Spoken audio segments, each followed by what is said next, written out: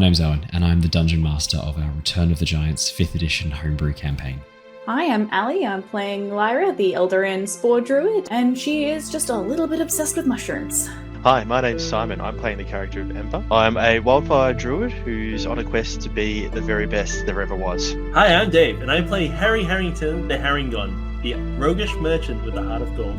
My name is Christian. I'm playing Bartholomew, the romantic dancing Owlin, Paladin of devotion. Hi, my name is Matt, and I'll be playing Niles Silverwind, the Owlin, Way of the Sympathy Monk. Hey guys, I'm Jared. I play the character of Thrain, the boisterous frost giant, the Goliath, path of the giant barbarian. Hello there, lovely listener. This is just a warning to let you know that this episode of Return of the Giants may contain adult language or adult themes. Hello, everybody.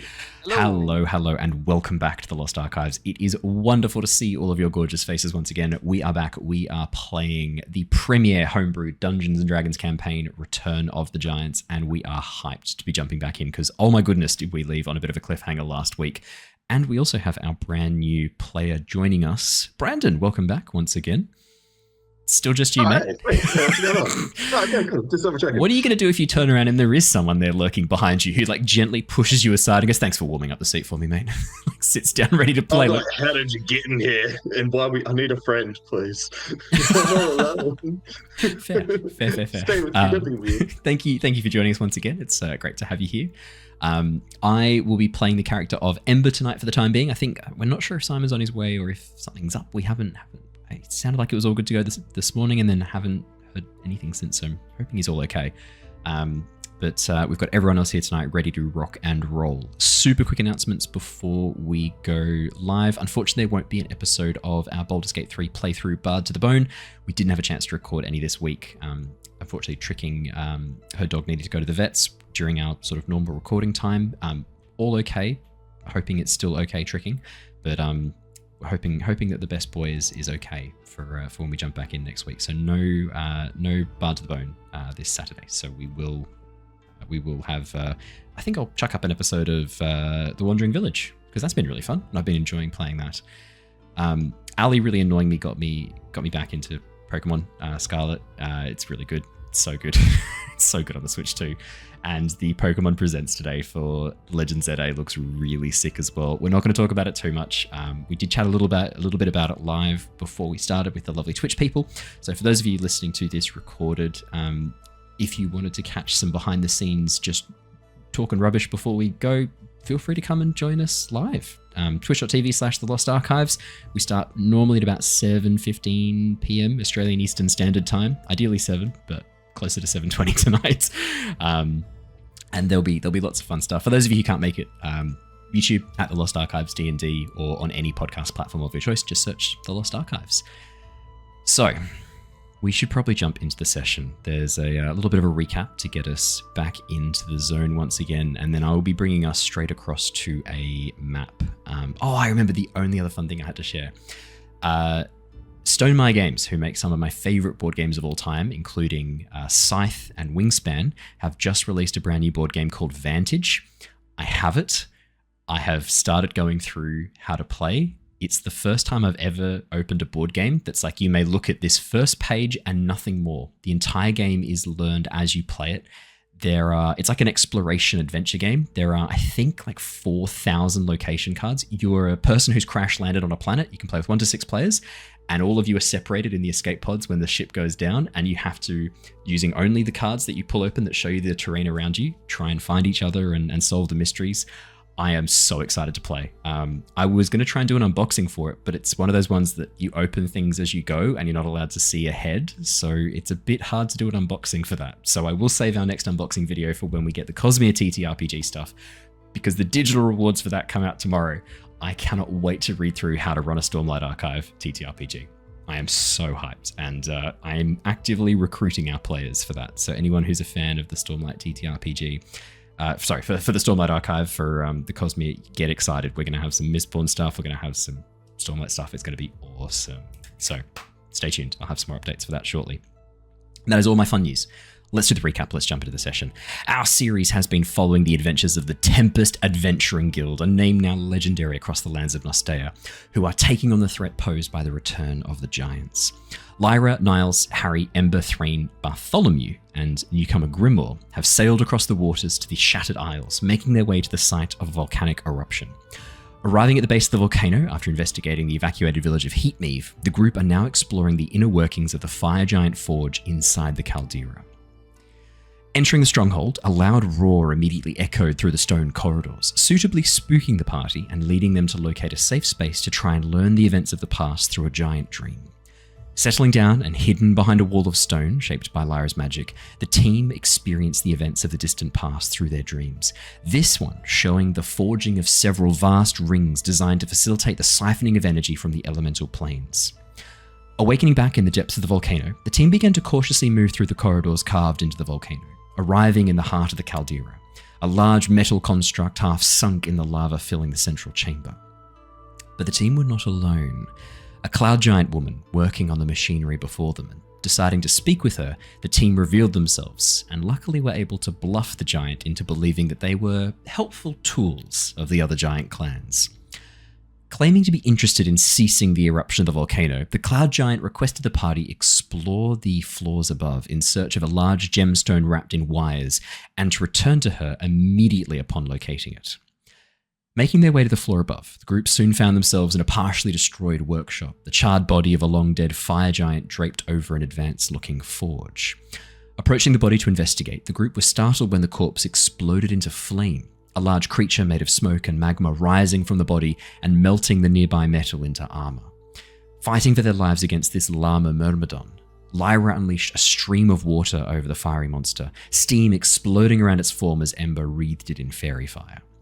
Taking advantage of this opportunity, Niles and Bart resumed their attacks, eventually destroying the elemental and freeing a smaller fire spirit from its body. Introducing itself as Arihel, Ember quickly realized it was a fire nymph and that it had been dragged through the malfunctioning energy siphons from the elemental plane of fire.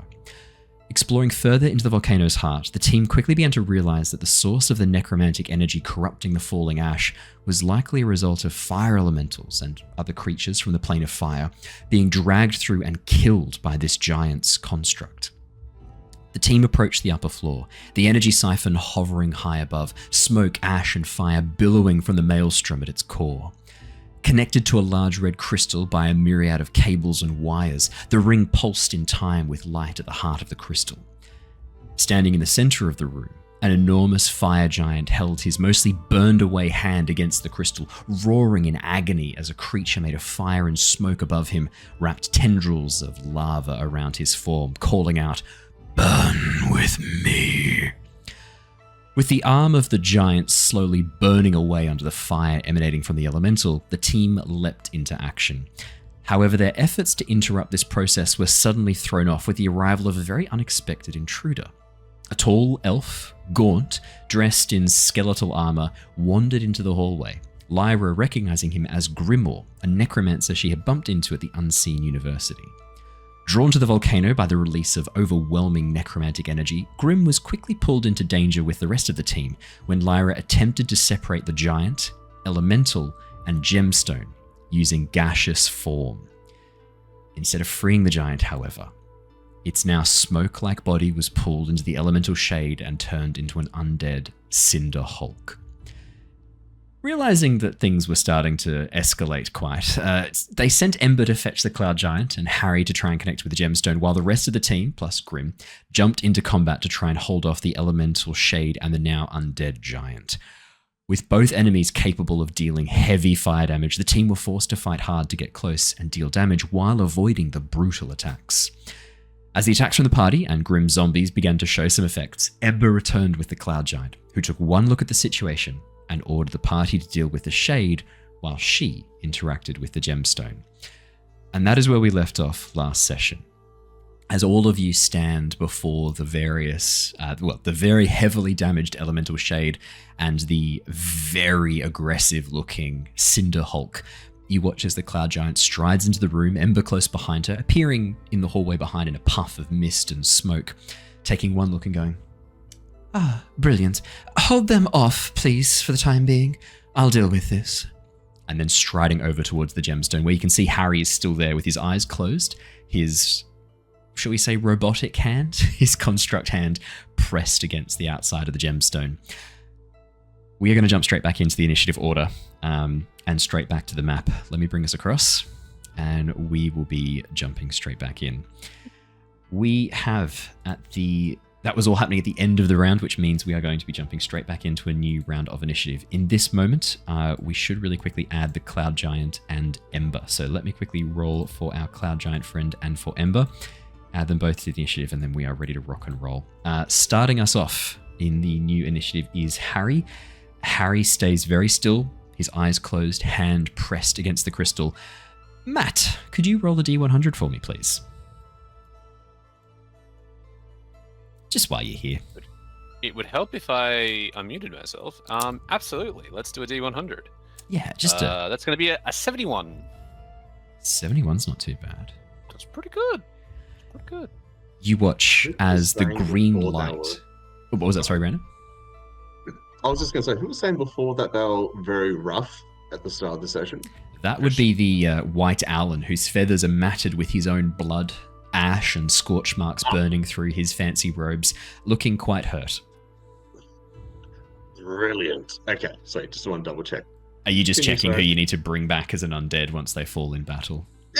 Yeah. He's right next to James, so, you know. James, you look lonely. Let me introduce you to your new co-worker. I don't remember your name, but your name's now Jart. Welcome back. Jart. Bartholomew.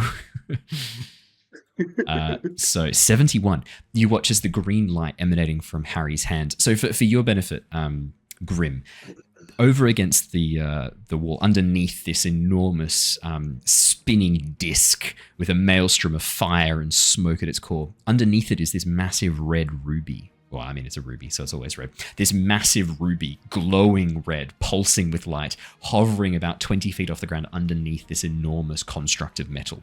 A small Harangon is standing up next to it, having climbed up the side of the various cables and wires connecting to this enormous gemstone. His eyes are closed. One of his hands, which looks like it is like a warforged hand, it looks like a replacement limb. It looks like he's had some sort of, he's lost an arm and it's been replaced with this robotic, with this warforged-like construct arm. You can see, though, that on the back of his hand, he has a similar gemstone to you. It's integrated into the robotic arm, this sort of warforged like armor, and you can see his gemstone, unlike yours, is pulsing with this bright green light. And as the pulsing begins to quicken, all of you watch as the ruby, the light emerging from it, lines up with the pulse coming from Harry's hand. And in that moment, at the very center of the gemstone, you watch as a tiny dark patch appears, veins of this greenish light beginning to move and spread through the inside of the ruby, bleeding the red light away as it seems to come under control or synchronize with Harry's magic. That is Harry's turn, which means we are going to jump to the Elemental Shade. The Elemental Shade. Has inclusions. What was that, sorry? The ruby now has inclusions. It's worthless now. It does have, there's like some minerals that have gone through it. Yeah. It's not good. This is far less valuable than it was a moment ago. Sorry, I should roll the initiative of the Cloud Giant. Ember already has his initiative. Let me just roll the initiative of the Cloud Giant. We'll see where she ends up in this. Oh, okay. Technically, she would be first then. That's unfortunate. You watch as the Cloud Giant stares around the room and then strides forwards. Under her feet, she's not standing on the ground. You watch as she steps, clouds form underneath her feet, keeping her above the ground, preventing her from stepping on it as she drifts over the surface, striding forwards, and then arriving up in line with Harry and the gemstone. She doesn't even seem to acknowledge Harry. You watch as she kind of looks at the gemstone concerned for a moment. You hear a gentle under her breath as she tuts, and then places her hand against it and closes her eyes. Nothing else happens on her turn for the time being. The Elemental Shade has taken some damage, is currently underneath a Moonbeam, which means I need to roll a con at the start of its turn for Moonbeam now, do I not? No, it's when it ends its turn. Yeah, that's unfortunate. What's the chances he won't move? Yeah, that's a shame. Bloody. It's definitely going to move. It doesn't want to get burned in this. It's the elemental shade has taken so much damage. The elemental shade is going to look around.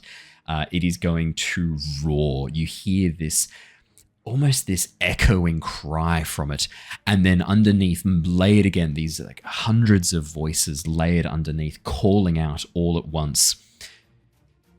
Burn with me. It is then going to unleash a burst of flame. Niles, Lyra, Grimmaw. Grim. Yeah. Damn it. Jessica. No. James. No. Jessica. Bartholomew. Oh. Or actually, Jessica is... Or actually, Grim and Jessica, you are just okay. James is not. Bartholomew is not. Niles is fine. Actually, where are you, Niles? Are you underneath I'm the right Cinder next Husk? to it. Oh, sorry, Niles. Yeah, sorry. Yeah, definitely make your dex safe. So Lyra, Niles, James, and Bartholomew, can I please have dexterity saving throws? That's not my best roll. James does get a +4 to this from the Aura of Protection from Bart the Paladin. Yes, that's right. I need to pull up. James, you won't go like Jeremy did. You watch as James goes like Jeremy did. The Let's be monster honest. thing. I can't.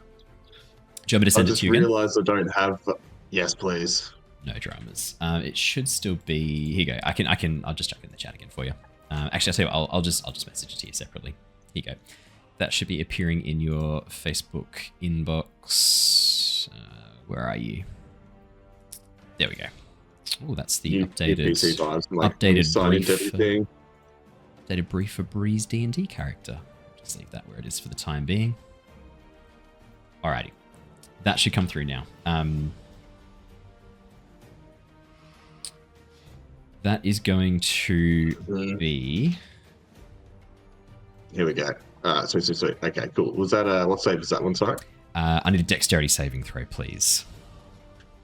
Oh god, that's a strong point. Did that come through? That has come through. That is a 1. Oh no. +4. Awesome. Not ideal, though. Alrighty. Here is what happens. Oh, no, sorry. It is 30 feet. Sorry, I thought it was 20 feet. It is actually 30 feet. Sorry, Bart, Grimmaw, and Jessica, you're all in the list too. Don't worry, you're not missing out. Sorry. I thought it was 20 feet. You did actually 30 feet. Sorry, guys. You know, I liked you before. Yeah. Dexterity. Yeah, my bad. Oh, fuck. I've rolled really well on the damage. I'm so sorry in advance. Oh, no. Wait a second. 20 Bartholomew, that is very nice. 12 for Grimmaw. That is not so great. Is that an attack roll against me, would you say? Dexterity saving throw, 100%. So it's not an attack against you. Sorry. Oh no. Oh, so that's not an attack against me? Okay. It's not an attack against you. This is, you watch as the elemental shade in front of you just reaches up and peels itself apart as its inner flame explodes outwards from it in a 30-foot sphere around it. I'm wondering if this is something I can use luck with, but... You can use luck on a dexterity saving throw, I would have thought, surely. Yeah? I would I have can thought use so. luck so I can give it disadvantage? Surely. Oh, it's not that... Use I luck mean, you to give someone disadvantage. Oh, okay. Yeah, no, it's not. Yeah, that's right. This is damage roll, not because it's a con save. No, makes sense. Okay. No, you should be able to Do luck to give re-roll it. yourself I thought you were advantage. asking if you wanted to use your luck to give someone else disadvantage. I'm like, You can use what? luck to give yourself advantage on the check. That's you could just use luck to give yourself that's right, advantage yeah, on the. I forgot about that. You want to just do Yeah. that? So 12 is a fail, I'm guessing. Definitely a fail. Okay, just checking. Okay, let's see if it gets better. I reckon it will. It did not get better. It's a 3. It got He's worse. not lucky. It got so much worse. It's so much Yikes. worse. Alrighty. That is going to be as the elemental shade explodes in flame and fury around itself. Roll credits. That is going to be 21 points of fire damage. Bartholomew, you pass this. 20 is a pass. No one else passed this. 12 is a fail. 10 is a fail. 1 is obviously a fail for your your zombie. That's not so bad. I take half damage. So that's okay. Oh, I haven't finished the damage yet. There's also bludgeoning damage that comes take through half as damage, well. though. You do. So 21 points of fire damage, 19 points of bludgeoning damage. Does Niles have That's a anything? concept I for was just about to celebrate saying that Swampy survived that, but no. Wait, so he's not gonna make this. what's the half again? Half for 21 would be 10. Half for 19 would be 8. Wait, okay. 9. Fine. 9, sorry. 9. That's also Yeah. fine.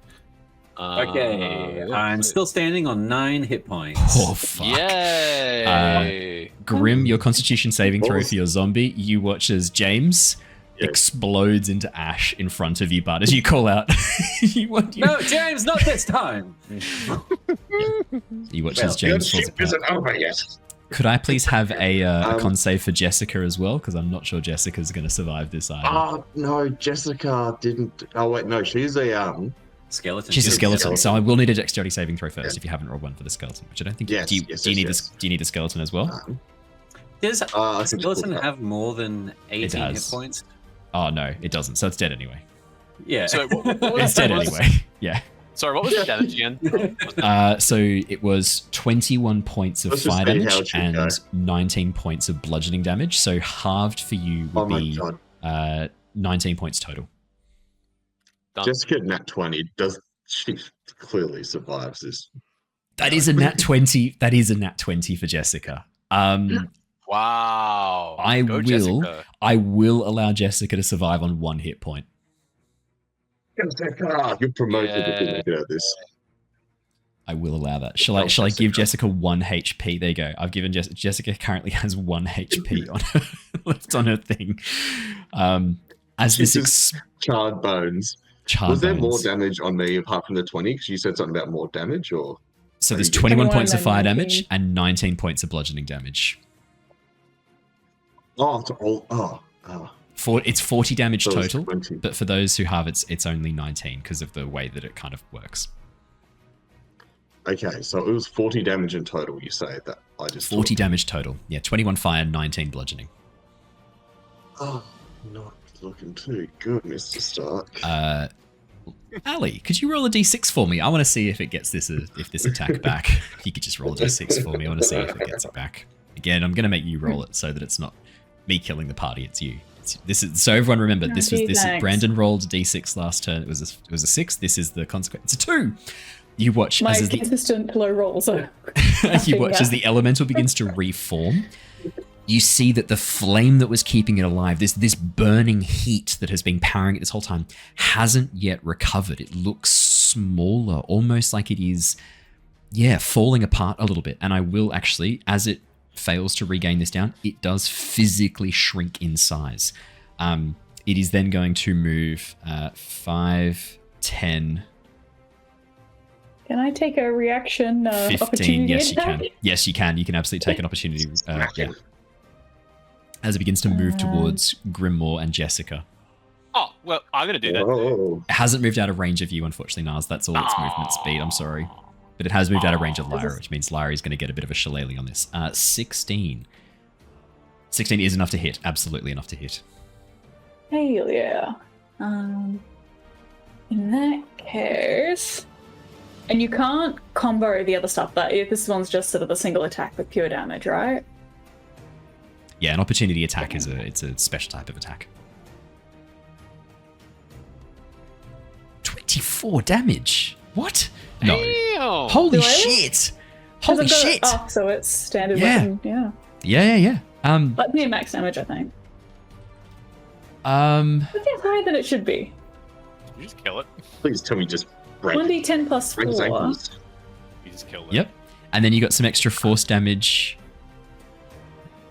It can't I be. think it's higher than it should be. No, because you're getting. No, that's accurate. Is that right? Yeah, it is. Could be force It is damage. right. Your Stop level. looking Oh, into it. that does. Maybe it shouldn't be adding both. I think it's rolled both bludgeoning and force damage, and you're meant to pick which one you'd like to And- deal. Yeah. I I would don't- say I- so. Don't think you get both from memory. That would be ridiculous. I don't think you do. Yeah, The no, duration I you don't use think your I don't spellcasting think it should abilities be by both. strength. Yeah, no, it's not both. Okay. In that case, then, because of the way that it Yeah. works, you'd always just pick the higher one. We'll always pick the force damage on the right while you've got Shillelagh up, because that's the magical damage. So 13 force damage. That is actually still enough. Lyra, how would you like to do this? Yay. Probably just pure utter rage, like sort of a we've come in here, I tried to save the giant, that went so swimmingly awful. And then she's like, okay, well, I'll call the giant and hopefully she'll help. She's like, no, fuck yous, I'm gonna go do this. And it's just like, just that compounding, like, one thing after another. It's just like pure release of sort of just getting it out of the system, I think. It's just straight overhead, whack.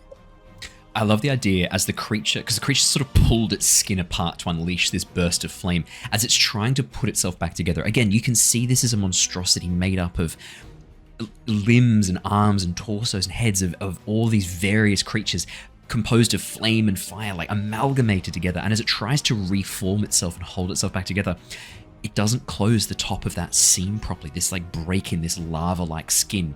And as you imbue your quarterstaff with power and smash it down, you break open that crack, that seam in its skin. And as your magic pulses through, you watch as there's this moment of silence and stillness in the room. As the cracks in its skin that had previously been bleeding this fire and lava seal for a moment. And then the light from your moonbeam, this brilliant white light shining down, begins to crack through the breaks as you reach out, pull the magic from your moonbeam and channel it through your quarterstaff. As the creature stands still for a moment, light pouring from the cracks in its skin, you watch as one, the heads turn up towards you, facing you, Lyra. The fury, the rage, the anger that you've seen falls away.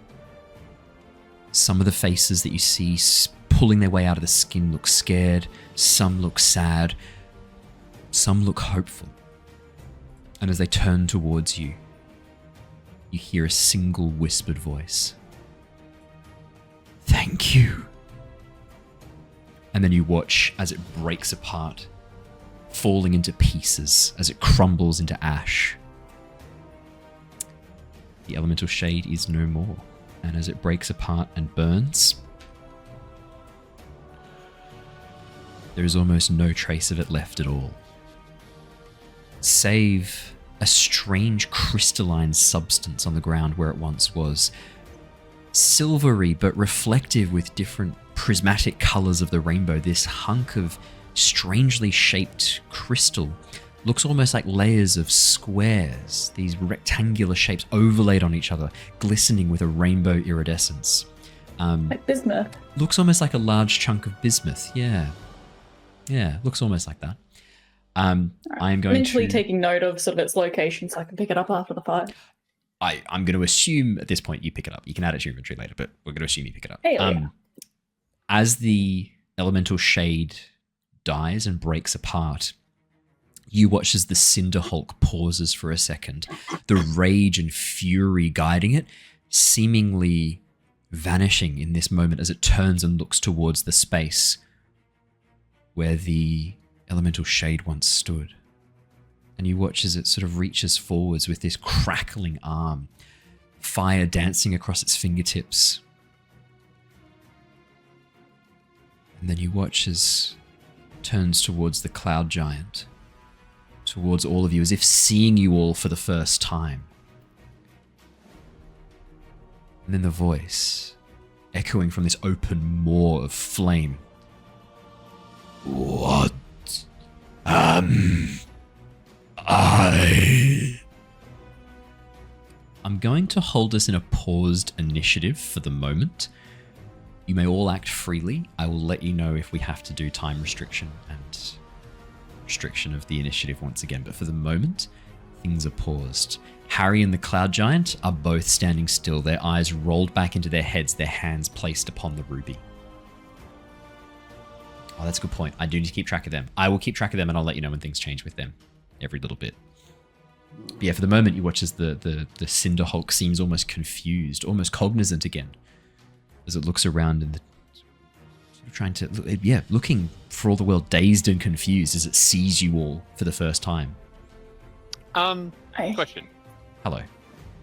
Does it resemble anything from the previous iteration? Like, does it look like the fire giant? Yes, it looks almost exactly the same as the fire giant, but where his skin was is now cracked, broken, like pumice. Underneath the skin is, rather than his flesh, is now burning lava. You can see that it's almost like an elemental in the shape of a giant, but his shape. It looks like the fire giant you saw when you walked into this room. I know that Simon's not here, but Yes. I would, in this moment, Bart would turn towards, I guess, Ember. You got those diamonds from Madria. Bring it back. Yes, yep. Ember is going to cast Revivify. Are they dead though? That's the question, isn't it? Ember is going to... Look, I'll try a persuasion check. Before, as Ember's running over, I'm going to turn to the Cinder Hulk and just, in Giants, learning it from the Stone Giants, or my broken version at least, I'm just going to say, you're finished. Let go. Can I... Yeah. Yes. God, I want to say assess the situation. Yeah.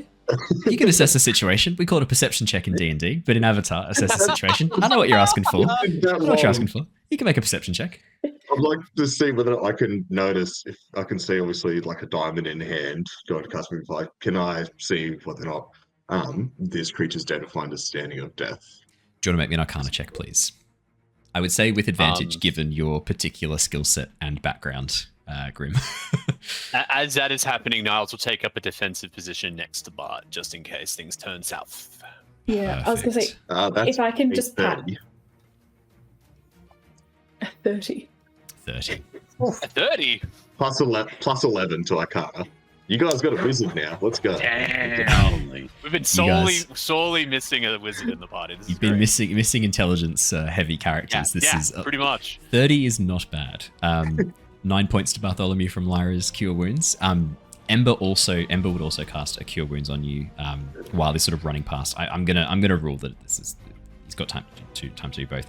Would you like a second level Cure Wounds, Bartholomew? You're looking pretty hurt. I won't say no. I'm only on 18 now, even after that. Thank you, Lyra, not being let's give you a third level. You I'm have a third level. Real buff right now. Third level Cure Wounds, that is 33 hit points from Ember. I think you might be back. A couple of hits now. Grim. This is kind of good that Ember takes a moment to kind of like to take care of you first, Bart, and this kind of matches with the timeline because Ember was on his turn going to rush up and heal you. Now, as he's healing you, you sort of like as the magic casts over you, you find your mind clearing, Bart, and that's when you point to go the diamond, quick! Point towards the Cinder Hulk. Grim. As Ember goes to rush over, having healed Bartholomew, as you examine this creature, you've never heard of we're using the term Cinder Hulk so that the people at home know what we're talking about if they wanted to look up this monster, but you've never seen anything like this. This looks almost like an elemental in the shape of a giant. It's made of lava and fire. You know that it was created when the fire giant was turned into gas and pulled inside the raging inferno of the elemental shade. You don't get any sense of necromantic energy from this creature, and that kind of connection you have with undeath as you focus looking through your eye and through the monocle that kind of helps keep what's happened to your eye a little bit more hidden. As you gaze at it, there's no sense of that darkness, the shadows clinging to it that you have seen around other unusual undead. You don't get the sense this is an undead. This giant, whatever's being done to him by the elemental, it hasn't killed him and brought him back. For all the world, this looks like some sort of enchantment or infusion. It looks like he has been drowned in energy from the elemental planes. You've heard of this happening when demons and devils, more specifically devils, when devils have a contract with someone and they break that contract. They're dragged through the planes of hell, of the hells, and infused with the energy of each one. You think this is like an elemental version of that? An elemental corruption of one person. Elemental corruption is not a bad... That's not a bad term for it. It looks like it has been... This giant has been corrupted by elemental energy. Wild elemental energy. And in this moment, Grim, with a 30, as you examine the area around you, examine the giant, examine the shade didn't create that energy. The energy is all around you, suffusing the very air that you're breathing, pouring through the open, weeping wound in reality above you, created by this energy siphon, this giant metal disc hovering in place above you. This could happen to any one of you at any point from now. You are being drenched in elemental energy. Something similar, something more concerning, all of you are currently being exposed to dangerous amounts of energy, of elemental radiation, is the best way to kind of think about this. I was gonna say, they have like a Geiger counter, but You have like the magical equivalent of a Geiger counter, and you watch as for a moment a few numbers appear, and then the numbers disappear from the screen and it starts smoking. You're like... like Frodo's thing is just glowing. I was thinking like Chernobyl when they pulled out the dosimeter and it's like 3.6 Rontgen, and they're like, well, 3.6 isn't really bad. That's the maximum it went to. Like, yeah, it didn't go higher than that. Yeah, you're currently being bathed in washes of elemental radiation is the best way to describe this. Gaudy. Upon realizing this all myself right now, like take off my monocle, it's pretty much just been like I've been scorched by that wave of heat. Just getting the soot off it. Yeah, a bit of ash, bit of soot. I'm very poor right now, in a lot of pain, but I'm just like, I see your diamond. It doesn't look dead. It's not dead. Elemental, one could say, yeah. Corrupted elemental of a giant. Like the fairy woman that we met earlier. I don't like know that, her, but I'm sure she's lovely. A creature of elemental nature, something living. Yes. I think she came through where she was, though. Okay, well, look, if it's not undead, we can sort that out later. For now, we need to stop her. I don't know about you, but I don't know, maybe like a little bit of blood coming down, similar to what was happening with like the necklace back on the beach from the radiation. This is massively affecting us. I give you a potion. No, you don't feel the energy changing us? Grimmaw, you feel sick, don't you? You're quite hurt. Feel very sick and hurt. Like, here you go, Grimmaw. You watch as Ember walks on over and goes, I've got you. Ember's going to give you 12 hit points. What are we doing with her? Are we stopping her? Pat in the back. I think, honestly, her and Harry working together is probably going to get this thing turned off faster than Harry on her own. She wants to turn it off. We already figured that out. She wants to use it. I thought she was turning it off when she mentioned she needed to get under control. In any case, she wants to take the ruby for herself, which we weren't going to let her do, right? No. As you mention Harry and look over towards him, you can see his brow is furrowed, sweat beading on his forehead, as he seems to be... They're competing with one another. They're not working together. Stress. What if we can see what they're doing? Maybe if we connect our heartstones, we could get a bit of an insight into what's happening. I did have an idea similar to that. I don't know if Lyra was about to do the same thing, but Bart would like to connect a linking tattoo with the Cloud Mistress. Oh. I think Lyra was going to do that with Harry, correct? No, Lyra was considering convincing the Cinder Husk to start taking swings at the Cloud. Oh, wow. Also an option. At this moment, the Cinder Hulk seems dazed. You watch as it looks down at its hands.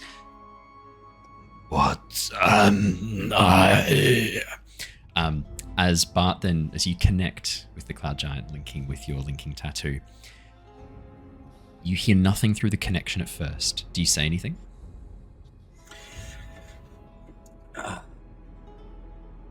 I'm going to try to put on a deep voice that doesn't sound like me. Remember, this is Hello? in your mind. You're telepathically speaking. Yeah, no, I understand. Okay. Tell Putting on a voice that's just like, hello. This is not This is your conscience speaking. This is your conscience speaking. Hello. El Barto. hear my I don't introduce. I just say hello. I want to see what she responds with first, depending on how I'll take the conversation. Who is Hola, this? ¿cómo estás? How I are am you El Barto. speaking to me? Fuck it. Okay. What did you think she was going to say? Like, what was the correct answer to that? I don't know. So you're like, I'm going to see what she has to say. No. So here's where my mind's at. What if she'd said hello back? Or like, who's there? Or knock knock? Like, what would you have done? In my mind, Bart is about to attempt something, and I thought maybe she might have communications with others, and she might have thought that this was one of those communications. Bart is going to just wing it, as similar to how he did earlier when lying to her. Got the name of the episode, Winging It. Let me make a note. Done. Reinforcements are coming. Loyal to Silta. Leave now. Silta has been dead for many eons. What are you talking about? They know Why? what you're doing. There are remnances. They're trying to recapture back. You're one of the small folk, are you not? But you're not communicating through... Oh. Now that is interesting. And then the connection breaks. You watch as, on the surface, the Cloud Giant, as you break the connection, you watch as from in front of you, the Cloud Giant removes her hand from the stone, shakes it for a moment, looks around, then looks down at Harry, and as he slowly begins to pull his hand away, you watch as she reaches down and picks him up, turns towards all of you and goes, "Good luck," and then bursts into clouds, holding Harry in her hand. Wait, does Harry disappear with her? Harry vanishes in front of you with the Cloud Giant. Not again. Can we backpedal 1 second?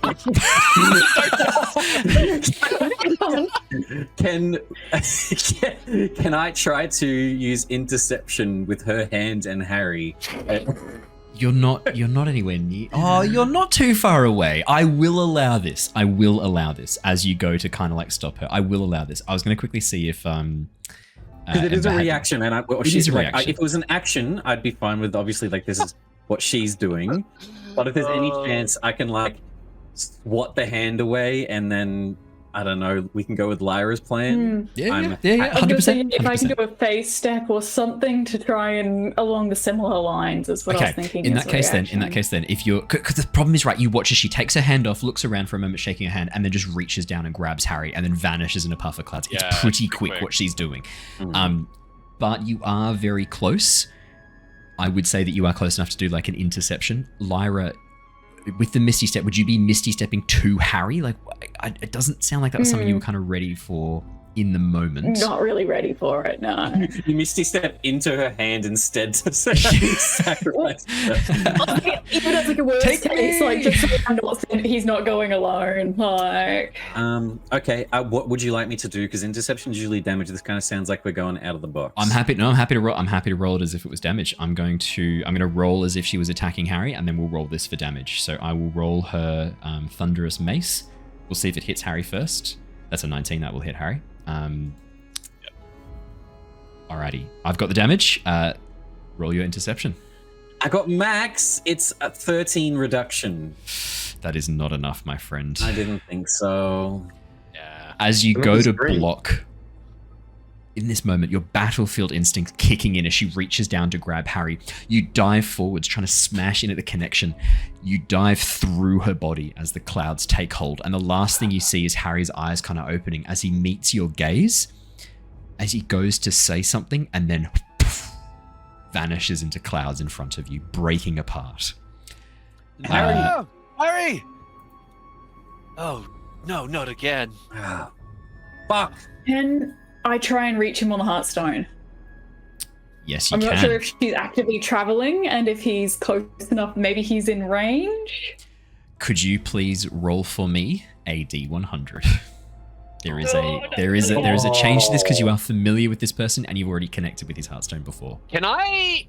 Oh, I don't even know if Niles can. I was gonna say, can I give her advantage? Because I'm also gonna try and call it. Like we can both call at the same time and make it better. It's not so much advantage. I'm happy to have you roll separately. That is a 28 from Lyra. You may roll this separately because it's not so much advantage per se. Yeah, no, I get it.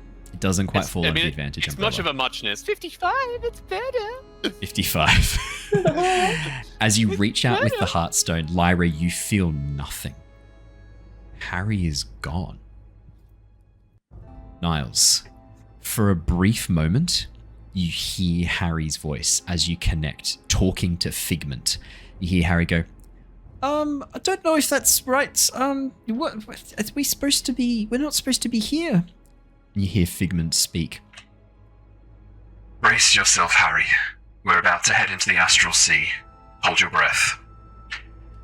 As you connect with both of them, Niles, you have a brief moment to say something. We'll find you. Stay safe. Where have you gone? What's going on? Is she with you? Harry go, I'm on a ship and I'm... And then silence as the connection severs. Oh. It appears that our cloud friend has just taken Harry to the astral sea. Bart, being the ever pessimist, as Niles is talking, is going to charge and attempt to attack the conduit. The giant ruby. Active problem, yeah. Yeah. Make me a melee attack. We're still going to wash with radiation. Oh, that's still there. I thought she took it with her. Yeah. She hasn't taken the ruby with her. She just took Harry. I mean, I don't know about you, but I'm feeling quite sprightly. I only took one hit then, and I'm feeling... Oh, maybe I am feeling a little bit strange. Should I punch that as well? 27. And look, I'm not going to deal much damage, but I am going to rip it out of the ground as I push it 10 feet. Okay, that's all I needed to know. As you do the stone giant strike and rip it out, you watch as the wires and cabling holding this gemstone in place split and break apart. But as you touch the gemstone, you feel this burning heat move through your hands. You're going to take 6 points of fire damage. Fucking hell, rolling shit on that one. You take 6 points of fire damage. I'm happy with that. I rolled a 1. You take 6 points of fire damage, burning your hand on the outside of the gemstone before pushing it back, sending it flying. As soon as the gemstone breaks free of the cabling and of the wires, you watch as the maelstrom above suddenly begins to break apart. The gemstone immediately going dark. The veins should probably get out of the way. Niles very instinctively just shoots back steps all the way into the back of the chamber. I'll try to grenade cover everyone because of my devotion. Ember's going to send Flicker flying forwards. Flicker's going to land on your shoulder and then teleport you back to the others as you will begin to run out of the way of this area of effect. Yes. Mental link to the Cinder Hulk and also just say fucking run. Don't get squished by the thing coming from the ceiling. As you call out to the Cinder Hulk. Yep. Grim, what would you be doing? You watch as suddenly everyone around you begins to run as Bart basically just punches the gemstone out of the way, pushing it back, and then everyone begins to run towards the exit. Could I, as we're running, is there anyone that looks like they're slow and maybe needs help? the wizard with frail bones? Yeah, that's what I'm thinking. Because what I'm thinking is, if you'll allow me, Niles is going to grapple Grim, and then use Step of the Wind to get really far I'm more than away. happy to allow that. Especially if Grim allows that. I'll allow that. As soon as I see you running towards me, I open my arms. Say, Ready for a hug. Good luck. You watch as Niles does this big flap, moves really quickly, like grabs you in his arms and just continues. As you will begin to... protect Jessica! You're back. I'll see you soon.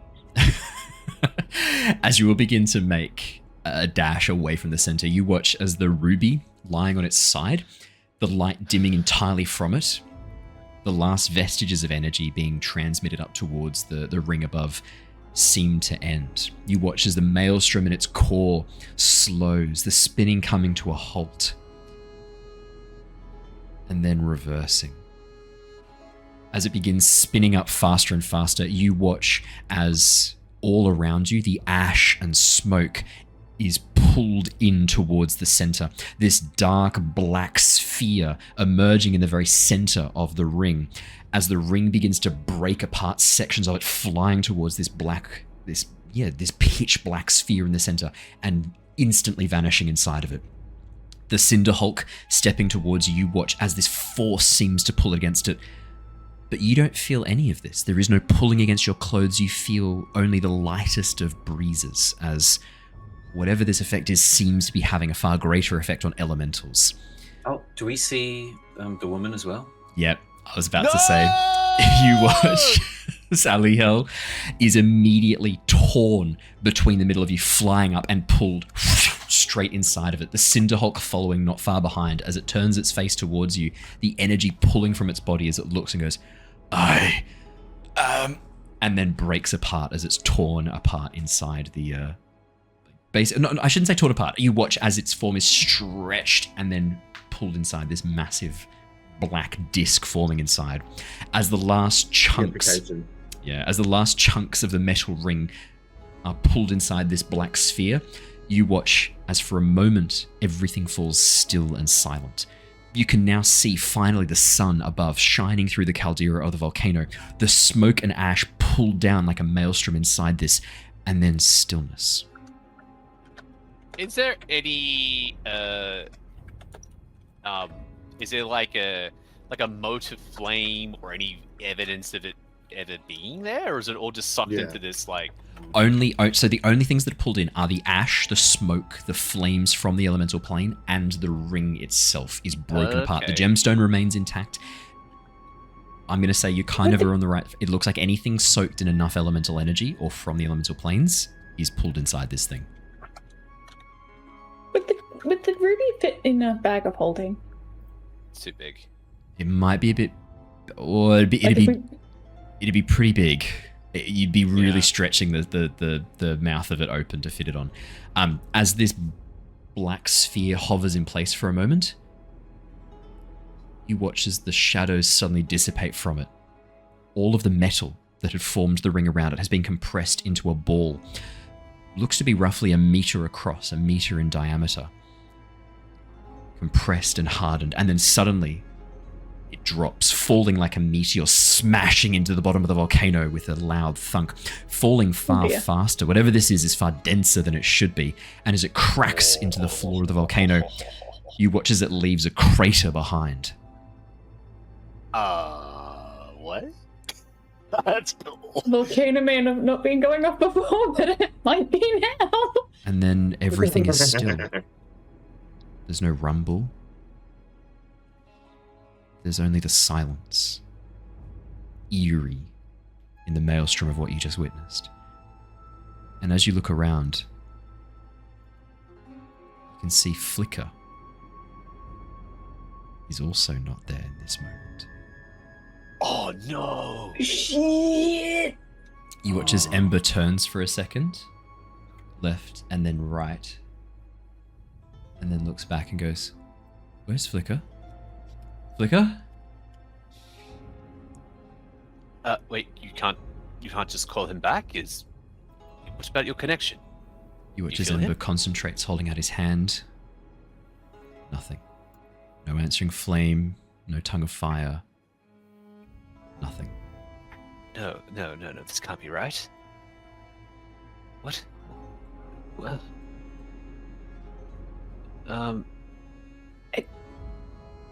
That doesn't make sense. Why is that? I'm new here. Did we do it? Well, actually, In a way, yes, but at what cost? Well, our friend Ember here is well, that was his friend. That was. But he usually comes back. This isn't right. The crater and the bottom of the volcano is this. So you guys are on the top floor. The massive dense sphere. It looks like it's dropped through from this floor, possibly to the floor below. It doesn't. Oh, wow. It didn't seem like it fell too much further down. The very bottom, that magma pool at the very bottom of that's like 3-4 stories down, and we're talking giant stories. It hasn't dropped into the heart of the volcano. It doesn't look like this dense metal sphere composed of all the sections of the ring. It doesn't look like that has dropped down and activated the volcano. I know you were worried about that. I thought I'd just let you know that right now. As you look, Bart, as you wander over the crater and look down, you can see it smashed through the floor and landed on top of that large forge. You know, the big pipe that you crawled through to get up above? It smashed through that and has basically wedged itself inside chunks of the metal there and broken the forge. Whatever the forge was below, it's now inoperable, beyond inoperable. I don't know who you are. Thank you for helping us, but I think we did do it, but there was some side effects. Harry is just straight up missing. Well, not even. He seems to be on a ship in the astral sea. So there's that. The place Riz is from? Yeah. And Griswold, by the sounds of it. We might be needing to pay Griswold for that visit. I mean, I think Griswold. Name. Oh, well. Now you know, friend. Sorry. Was it Grim? Grim was it? We haven't really introduced. Yeah, it was pretty busy. Yeah, pretty busy time. Yeah, you could say that. And Grimmaw, just Grim is fine. That's completely fine. Don't worry about my employees. They don't do much. Sorry about your friends. Oh no, that's companion. Well, thank you. I know what it means to lose a companion. Yes. Yes. Well, I'm Niles. Just Niles. I don't really take my only hand comes out to shake hands. Good to you're the wait. Niles is an Owlin. There's 2 Owlins. I am a Owlin, yes. Bart is also an Owlin. And, so Niles looks like Lyra a hawk owl. Bart looks more like a snowy owl. I haven't really met much Owlins before. I want to shake your hand. I wasn't too sure if that was impolite or... No, you can... No, we peck towards each other and I go to lean down yeah, just joking you. Sorry, I'm nervous because I don't know where our friend is. Okay. We'll find him. I'm sure we can... Well, it wouldn't be the first time. I'm sure we can do it. Well, it hasn't been the first time that we've lost Harry. It's actually a bit of a theme at the moment. He's on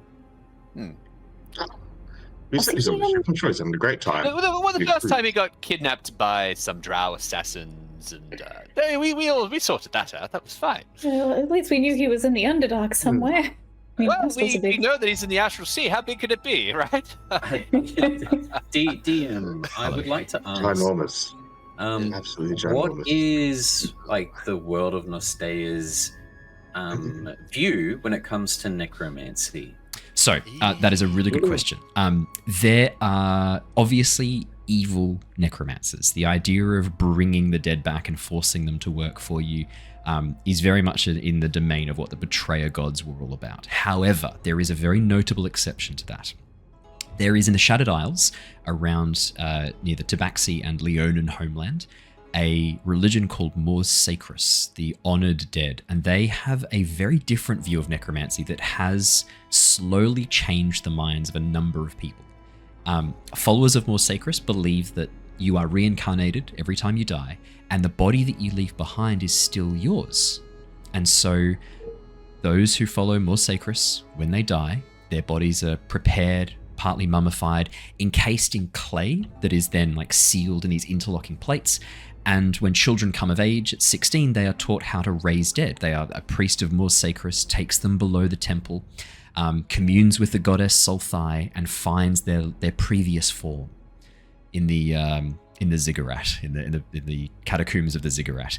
And when they find their previous form, they are taught how to raise dead and bring their previous body back. And they are accompanied by their clay-covered previous body, and that is it's seen as Sulthai, the goddess of the dead, is very much lawful neutral, leaning towards lawful good. So necromancy on its own not necessarily seen as evil. Specifically those with Mors Sacris, the honoured dead, very much forces for good. And it's not just necromancy, it's also like speaking and communing with the dead. I mean, the word necromancy isn't just used to depict bringing back zombies and skeletons on Nostea. It is understood like speaking and communing with those who have passed. That's kind of more in the Mors Sacris category. So there are good necromancers, absolutely. Okay.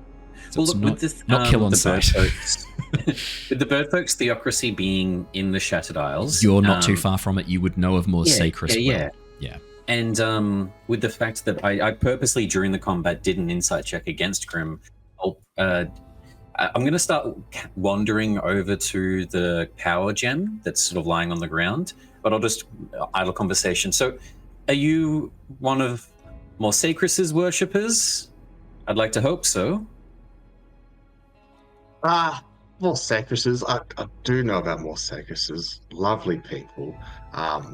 Not quite as such like that. I mean, I do love Joaquin. Lovely goddess, lovely lady. Commerce, beautiful. Love it. If you're worried about an evil, I get it. Necromancy frowned upon. Bring back your dead, steal my gran, and put it to work.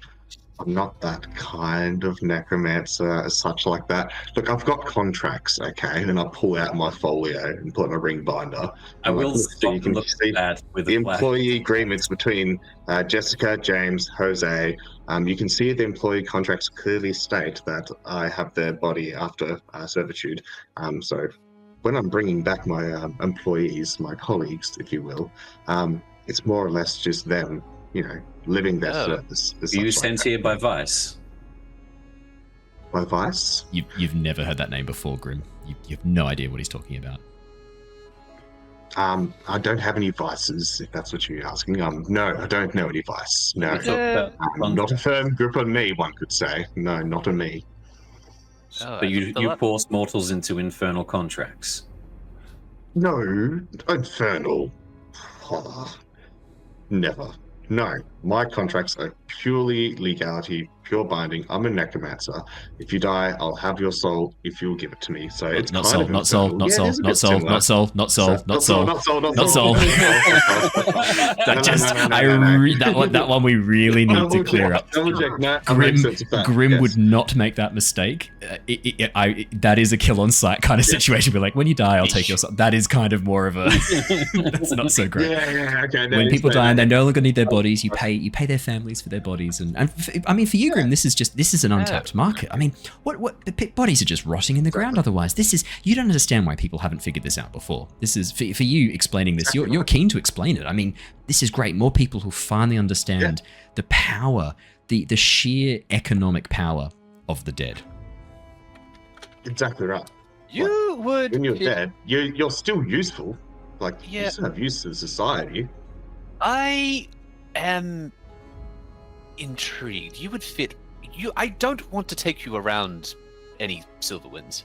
They would get some big ideas about that. Theocracies are usually focused around cremation. Yes. To rejoin the wind. Yeah. It's a shame. It's a shame. Yeah, when cremation is part of death. I will say, it's fine. I accept Niles, what he's describing, it sounds very perpendicular to Mors Sacris. Very perpendicular to Mors Sacris. Mors Sacris believe that the body is your property when you die reincarnated. This sounds like almost like an offshoot of some of Mors Sacris's beliefs. I mean, he has no symbols of the goddess Sulthi, which is a symbol of a scythe and a flower. No symbol of that at all. You don't think he's a follower of Sulthi, the goddess of undeath, and therefore probably not a follower of Mors Sacris. He said he's not. He did just mention as well the goddess of commerce, right? Yeah, he did mention Joaquin, goddess of commerce, so we are. Yeah, we'll go. Like we haven't had Joaquin appear in Nostea before, but I'm more than happy to use Joaquin from the Forgotten Realms because, as I said at one point in the near future, we're going to be switching up all the gods so that we don't have to worry about having IP that belongs to Wizards of the Coast. Yeah. That's okay. We can play around with this. That's okay. It's not your fault. It's Wizards of the Coast for being Hasbro for being absolute cunts. Okay. The conversation with Grim does spark memories back to Mudria, I'll sort of shake my head. I guess get on my knees. I don't really know how worshippers to her do this. We have saved the people of this area, Umberly. Not Umberly. I'm forgetting her name. The Storm Goddess. Laura. Yeah, sorry. I remember the Umberly, the goddess of the Tempest on the sword. The giant turtle? different campaign.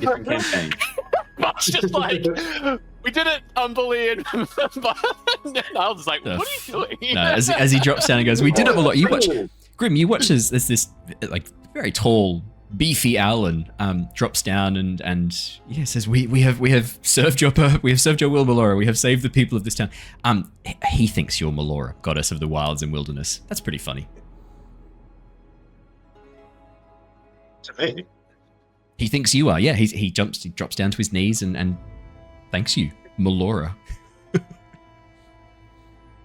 But I don't think he's Melora. I see what you're doing. What? Neither do I. I'm just praying. Sorry, I'll step away off to the side so you can. Sorry. Thank you. I wasn't sure. I didn't mean to be in your way for pray. Sorry, I wasn't sure if it was a north, south, east, west thing. Look, I just hold myself still and just.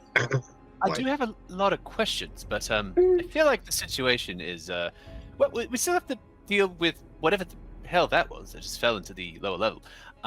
Perhaps we could talk about this a bit more. And should we go have a look at that metal? I am a little bit worried that all of those. Not that I'm arcanely versed. I think that might be more of an area for you, but I'm a bit concerned going up to whatever that was.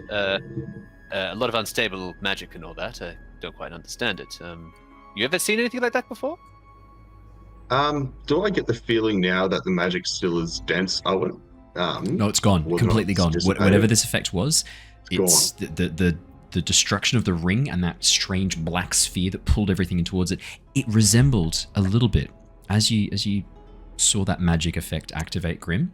It didn't look too dissimilar from a Hunger of Hadar spell. This kind of like black sphere that pulls in things towards it and unleashes this cold. It looked almost like a split, an effect not unlike Hunger of Hadar. My concern is back in. Well, I just don't want it to reverse.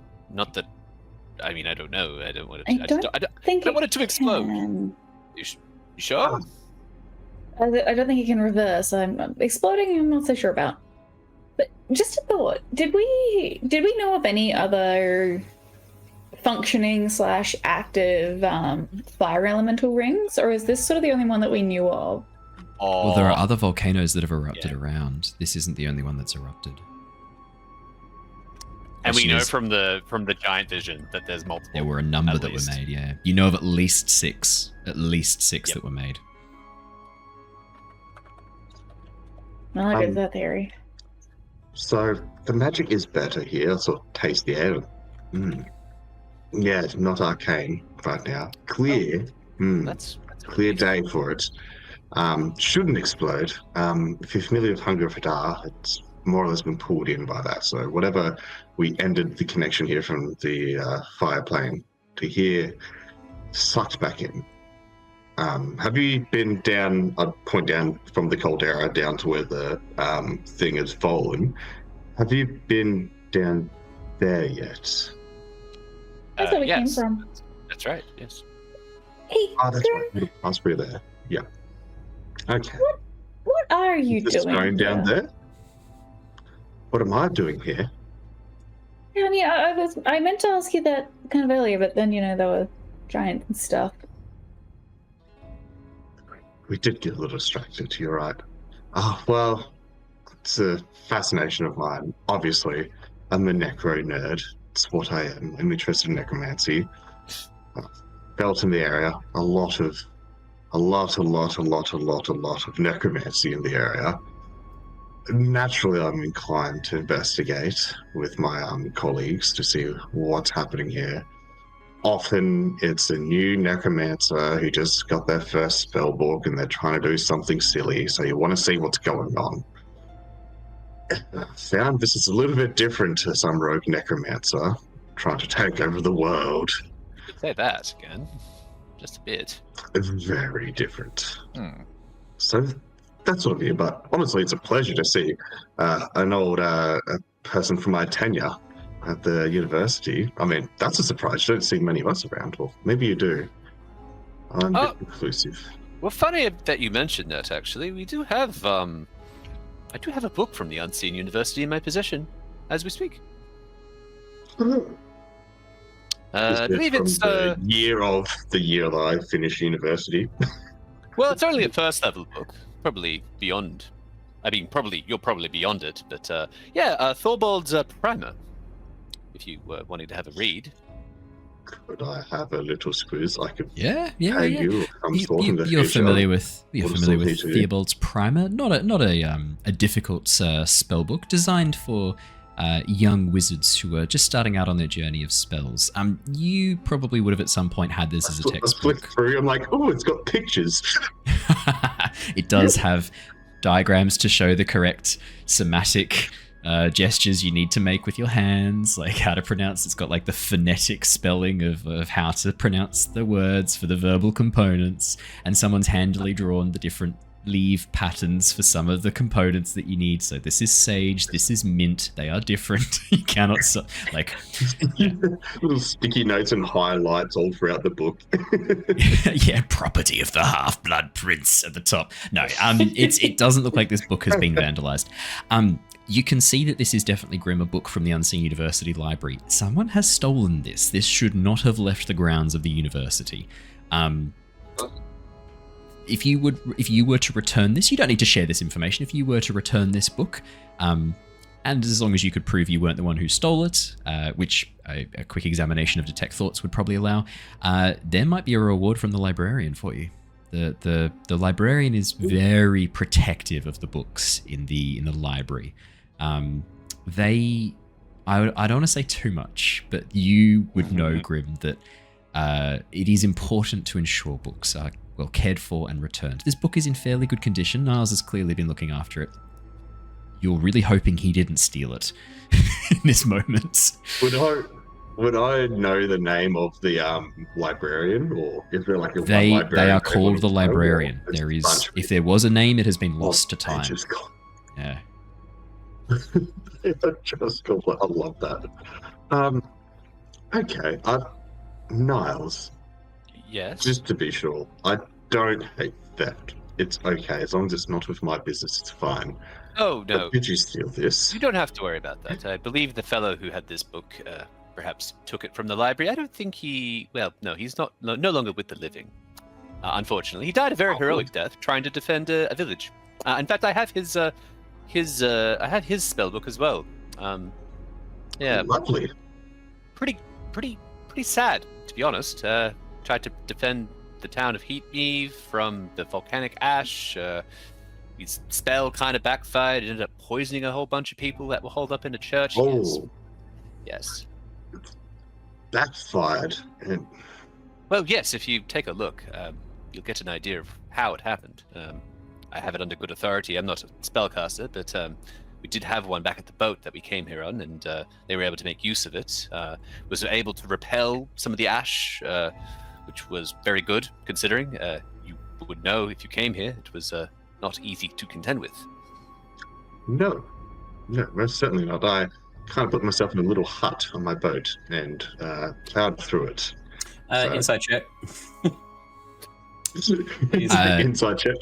Grim, you don't need to roll a deception or persuasion. You're not lying in this moment. That is true.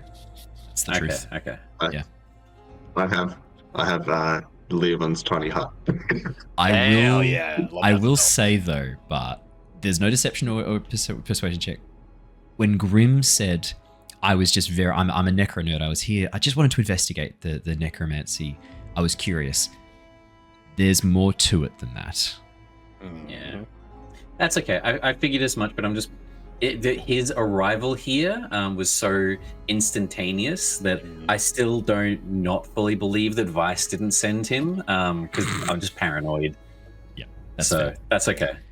Niles, were you going to hand over the spellbook of the priest? Yep. Okay. Grim, as you open up the spellbook, the following spells are located in it. If you wanted to, you can spend some time transcribing these over to your own spellbook. I'll let you know it's the same costs as a normal transcription for the spellbook, depending on second session and 3 spells. I know. You're in owl servitude now. Wow. You guys have never gotten this luck. I've heard. It's actually what's that? 8 spells that are in this book. That's pretty good. Please enjoy Alarm, Burning Hands, Charm Person, Chromatic Orb, Color Spray, Comprehend Languages, Arcane Lock, Blindness/Deafness, and Blur. Hell yeah. Those are some good spells. So I will send these. I'll send these to you in the messenger as well. I was trying to type it. I'm like, no. I'll send How many this. months of employment does that sign Grim up for with us? Yeah, quite a while. I'll send this to you in messenger. The costs of so it's the same as if you had these as a spell scroll, except you can't cast them until you have transcribed these into your own spellbook, Grim. So there's a monetary cost associated with this, but please feel free to pick any or all of these spells, and when you next have a long rest, you can transcribe them across into your spellbook for the associated costs. And I'll send you through the rules on that as well. I think it's also in the wizard thing of how to put new spell slots in. Yeah, if necromancy, it's like half price, and then yeah. So for necromancy, you'll pay less. Necromantic savant, or they're all called like something savant. Yeah, exactly right. That's it. No, I was like, can't know what to say. Thank you. There's some great spells in here, some good value spells, and good to hear. I'll cherish these. Color spray, now that's a fun one. I'll look at the cloud and we'll see what he might have gotten wrong here. Maybe, is that a smudge? That could be a smudge. It could. I'll look into it. Did you know the person that had this accident? Oh, no. We knew that the volcano was erupting. We were on the mainland, and, well, being members of the Tempest Adventuring Guild, here's a business card. We thought that we would come and... I've got a Rolodex I'll pull out from my satchel and I'll put in my Rolodex. Oh, my. You are a professional. Thank you, yes. Been many years at it. There's a little bit of a nerdiness that comes into Niles' face, which he hasn't done for a while, actually. He's been pretty straight and narrow, but oh, you are a professional. Wow, you'll fit right on in. We should get you signed up with... Oh, no, I'm getting ahead of myself. It's fine. It's fine. You have your own thing, I'm sure. I like clubs. Well, yes. Anyway, we were on the mainland. It was actually Ember who had the premonition of what was it? All the volcanoes erupting, your village being under imminent threat, and that's why we came out this way to see what was going on. Nice. And here we are. What? A bit of candor, the destruction of his people. It's not a nice topic, and well, it's solved now. As you look around to check on Ember, he's not listening to the conversation. You can see Ember is concentrating, holding his hands in front of him. Flames occasionally springing to life between his hands as he concentrates harder and harder, and then nothing as he releases it. And he does this again and again and again. Oh, yes. Sorry. I got a bit carried away. No, you're right. We came here to investigate the volcano. We think there might be others. We don't know for sure, but we think there is probably at least 6 that could erupt at any point. If I may, as Ember is trying to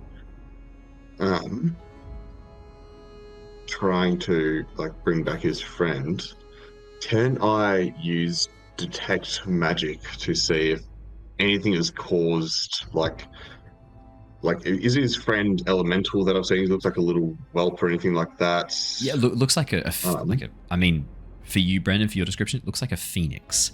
For Grimm's perception, it looks like a. I mean, well, actually, for Brandon, it looks like a cross between Ho-Oh and Lugia, Lugia from Pokemon. For Grimm, why would you do this to me? It looks like a firebird. Yeah, it looks like a firebird. Pokemon. Size-wise, though, okay. Actually, no, I do know. All three things that you mentioned are all huge. Just so you know, it's about the size of like a vulture. Yeah. It's not like this airplane thing that's on his shoulder. like a feathered drake, I would say, like on his shoulder, perched on his shoulder, made of fire. He's a Firbolg, so he's already big. So okay, that would look like a parrot on his shoulder. Okay. Yeah. As you cast Detect Magic, as the magic lights up, you can see that some of your companions have some magic items on them. There are some things that glow to your eyes very briefly. But as you focus more on Ember, there is something there.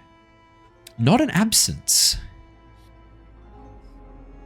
Every time Ember concentrates and holds his hands in front of him, you can see for a brief moment what looks like almost like an egg.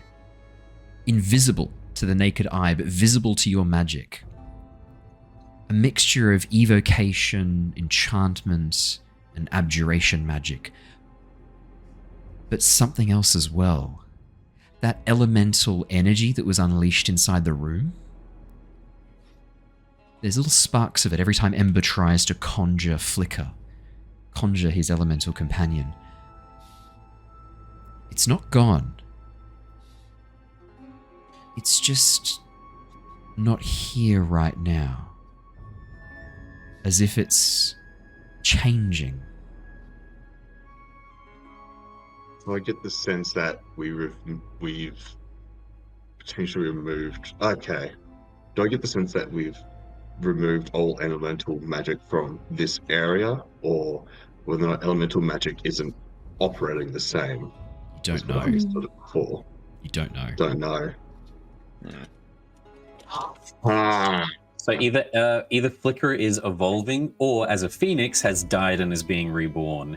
It's either very good or very bad. Well, that's a good in a way. I don't know if they're coming back. Well, coming back is good. Flicker's coming back. Everyone else that got sucked in is probably fucked. Yeah, that's not good. That's not good. Well, I guess the question: do we check the other volcanoes while we're in the area? I mean, either this one was some kind of main controlling volcano, or we're about to face the same issue again. Correct me if I'm wrong. Hey, who told you, motherfucker?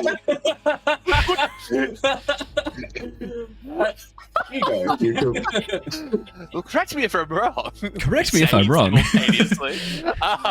But I believe that I think the volcanoes were pretty much spread out. I think there was one in the north.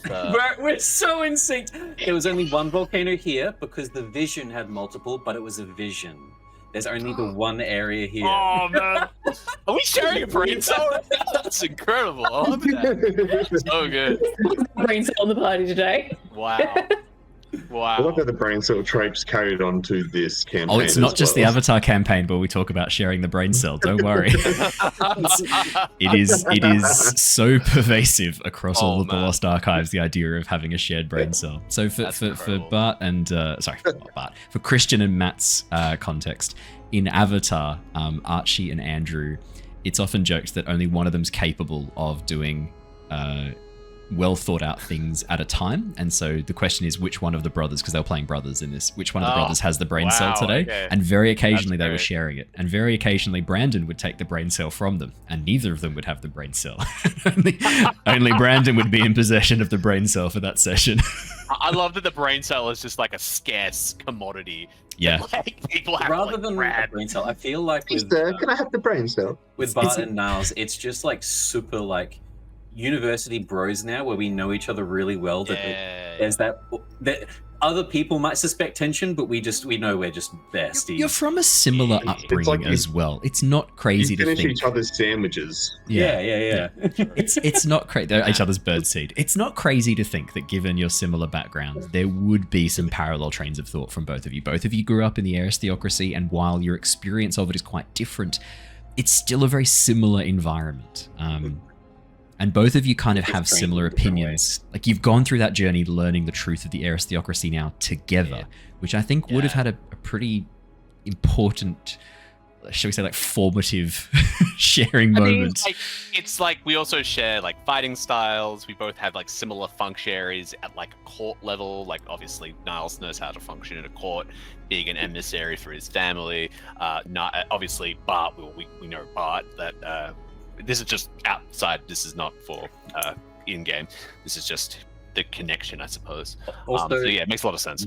For Bart as well, a lot of the big revelations of like his character growth, for example, like around the Swift Noble and Campfire, you and Ember, all the big character moments, I've sort of been like always consoling in Niles. At first, you just so happen to be there, and then I'm like, you know what, we're bros. Yeah, very true. But yeah, we say that we mention at the exact same time we just share it. Oh wow, that was uncanny. But yes, I think finding the other volcanoes might be a little bit hard unless we travel further away from here. We can. An easy way to travel. Do we have horses or anything? Well, where was the ship waiting for us?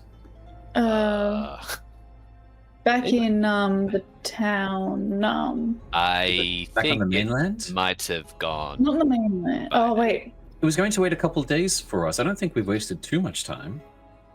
Oh, true. I mean, like a day and a half? It feels like weeks, though. I think they promised to stay about a week, about see 3 or 4 days. I gave some the extra coin. In any case, we're not in a rush now, at least. I would like to take an hour in here just to complete my prayer.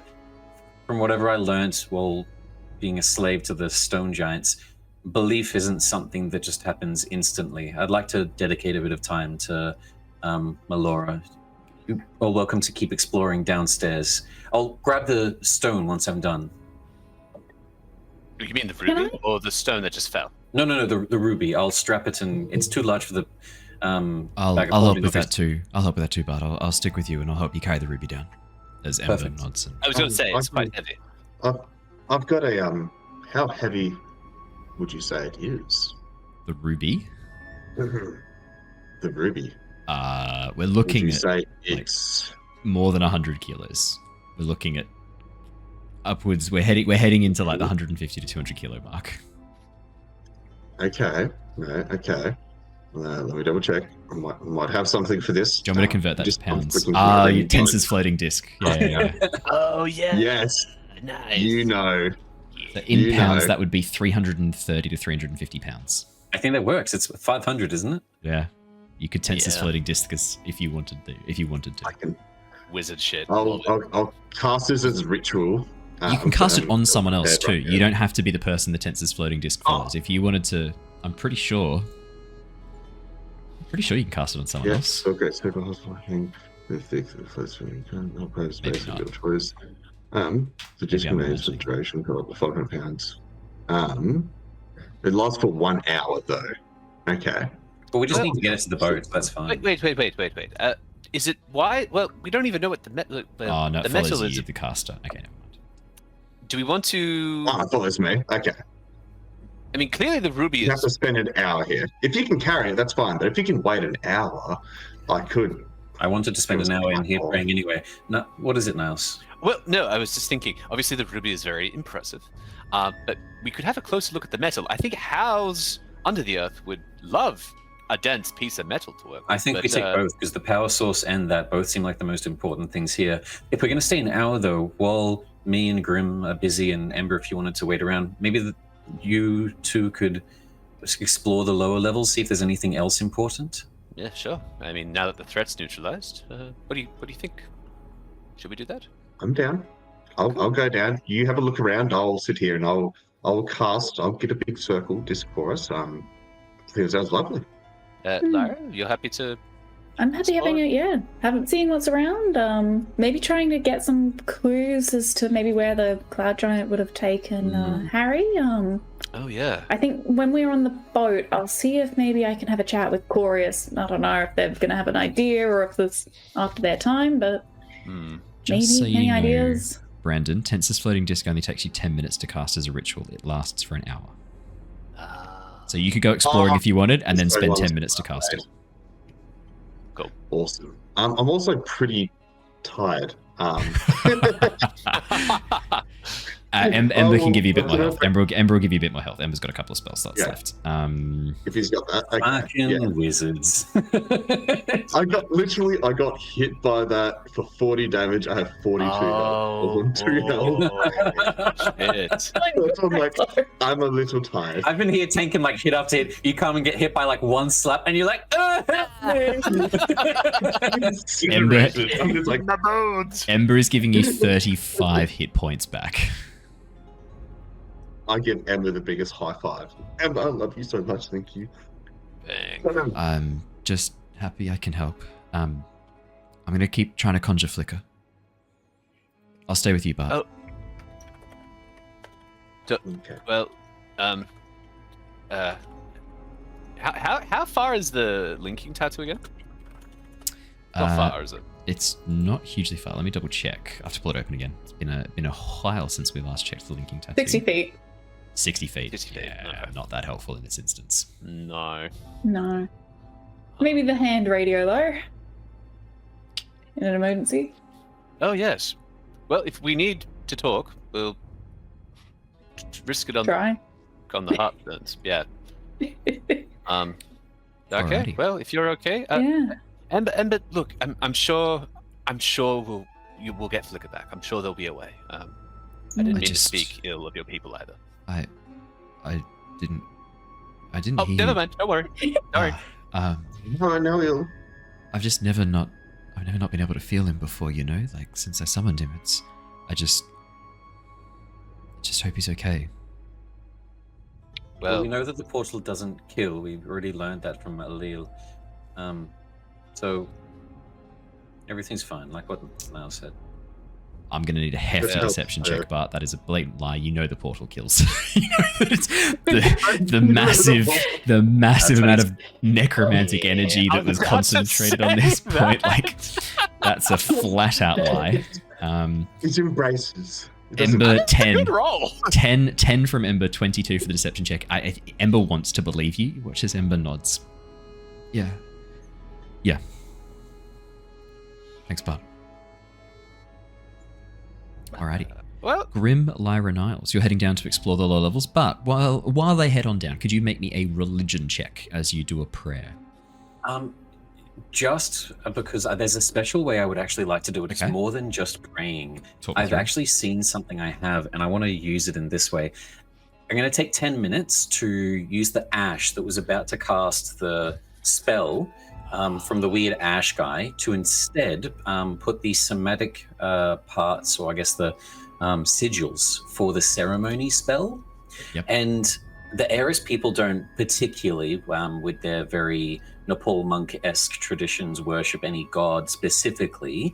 So Bart had never done the same. The ceremony spell, usually to another creature, but I would like to do it to myself. I would like to cast Dedication. You touch one creature who wishes to become dedicated to the god you serve. I'd like to do it to myself to begin service to Melora. It usually just gives them a plus D4 for like 24 hours, where it gives them a bless for a day, basically. Is like, you people like pledge, so, oh, we're going to help your god vanquish this dungeon. Everyone prays, and then you enter the dungeon. I would like to instead do it to form a connection with her. that's cool. But as you sit down, bringing out the little bag of ash, preparing the sigils for ceremony, Grim, as you watch... Oh no, Grim, sorry, you went with Lyra and Niles in the end. Sorry, so it's just Bart and Ember. Ember sits towards the side, concentrating on summoning Flicker, seemingly not paying you too much attention, Bart. As you cast the spell, begin to concentrate. I think it would be similar to the ceremony that occurred with the Myconids. I'll take my armor off, and with wings anew now, be dancing above the sigils in the air. As you do so, Bart, you begin to feel a warmth within you. And as you do an acrobatic tumble above the sigil, a sudden gust of wind knocks you off course a little bit. And as you drop towards the ground in front of your circle, you watch as wind begins to ruffle your feathers.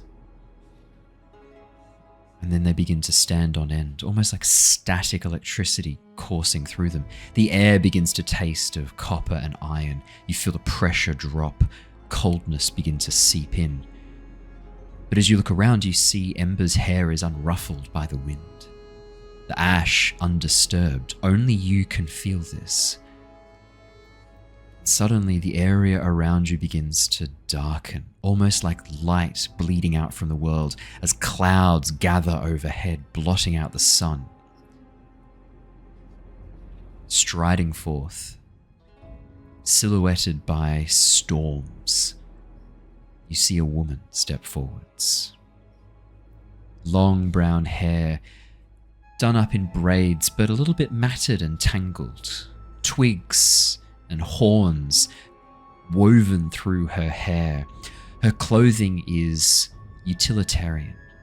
Leather armors, a huntress's garb, furs and hide. Her eyes are a beautiful emerald green, and to you she appears as an elven woman. Tanned copper skin. Cheeky smile on her face as she bends down and offers a hand to pick you up, to help you back on your feet. I'll take her hands, but as soon as I notice her eyes, I'll remember back to what the orcs had said, that she doesn't like worship. I won't kneel to her, but I won't make eye contact. I feel like in Bart's mind, it's like she doesn't want to be seen. She doesn't want to be a god, kind of. Same way that Bart didn't want to be a prince. I think he's seeing him like what he... Yeah, Melora's weird. Melora's weird with worship. Gods get their power from worship, yet Melora shuns it. It's interesting. She's a bit of a contradiction. The goddess of the wilds on Nostea. I think Bart is seeing that and seeing it very much in a vicarious way, like, this is what I would think, so obviously that's what she's thinking. Mother of the sea, whose hands shape the coral reefs. All right, Melora's fine, Bartholomew. Please.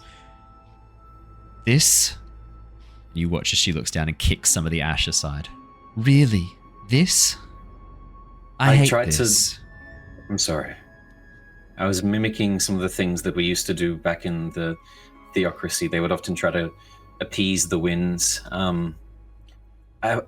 We have managed to save the people here, but I worry that other areas of Nostea are in danger. There are more of these calamities to nature about to go off. The person setting them off took a friend of ours. If you help me, I'll help you. A bargain with a goddess, Bartholomew. You are your father's son. No, there is no need for you to worry. Your Harangon companion, his attempts to sever the connection with these giant constructs was successful. All of them connected to the fire giants have been shut down. Ash and smoke no longer spew from around the dwarven settlements of Balmia. Tabaxi breathe clean air once more in the Shattered Isles. You may rest easy. And while your friend may have passed beyond my sight for now, I have it on good authority that he will not be harmed for the time being. It's so hard to shrug off what she said about my dad, but Harry is going to take priority right now. Literally shaking it away. He's safe. Okay, that's good news. Did she take him because of what is inside him? I don't know everything. I don't see everything. I'm not omnipotent, omniscient, or all-powerful, Bartholomew. I don't know why she took Harry. Oh, that's fine. Could you answer one question then, for just a mortal? If I were any of my siblings, I would answer yes, then vanish. I'm not a cunt, so no. Of course I can answer a question. Is Anam alive or dead? Ooh, What's a You big watch question? as she pauses and nods.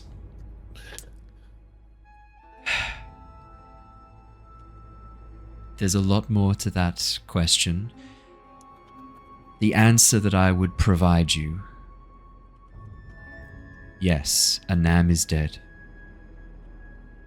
I was there when he died. All of us were.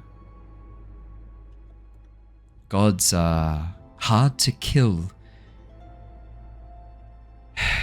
But yes, Anam is dead. I'm sorry you had to witness that to one of your kin. Bart, you should not be apologizing to me. It's the gods who should be apologizing to the mortals of this plane. My siblings and I acted shamefully. And now you are paying the price of our decisions. I don't want to push my luck with her, like I have done time and time again with other entities that I don't respect. If Wait. you ever need, But you do respect her. You could. She seems willing to talk. You No, can no, see that's what I'm she's saying, like, smiling. with things, Yeah, she with things doesn't like Vice and the Giants, I don't ever Oh, yeah. like even the Vision Dreams. Bart's Yeah. like, I don't really care about you, so I just push my Yeah. luck a bit too much. But Melora, I'm going to give you this with your passive insight. Melora seems willing to talk in this moment. She seems Okay. She's being very candid. She seems willing to talk. Okay. I don't want to overstep, but what did you mean about my father? I've always found it tried odd. Taking a deal with a god? Not with me. I've always found it odd, the use of the word theocracy to describe the heiress people. You're not followers of any of me or my kin. Your father. There is much he has done to ensure that the legacy of Eris lives on. And the return of the giants has come with an unprecedented danger, driven him to a desperation that comes fraught with danger. Cloud giants have given your father, your people, a timeline, ticking clock counting down for their removal from Eris, the return of it to the Cloud Giants. Your father cannot return Eris to the Cloud Giants. There are things he has within the city that he cannot remove in time for the Giants' demands. So he has turned to desperate measures to hold off their request, their demand. Oh fuck. Oh fuck. I don't know how far your vision goes. Is Satine safe? She's safe. For now. Okay. But I cannot guarantee her safety. She is not one of my faithful, and even then, I don't guarantee the safety of my faithful, do I? No, I don't expect you to. The knowledge is enough. In that case, I'll leave you with one request. It's something small, I think, and just, I don't know, wanting to do more to help. I'll pull out from my pouch. Could you remove the curse that binds this? And I'll hold up the soul coin. Just small little side thing for Bart. I loathe these things. Soul bound forever. Traded as a commodity, the devils of the nine hells. Yes, would be my pleasure. And you watch as she reaches forward and snaps the coin in two.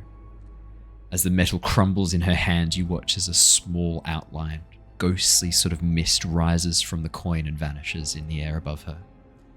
She looks up. Be free. Now, what did you say that you would let me go. But... No, I'd stop holding you up. Whatever it is.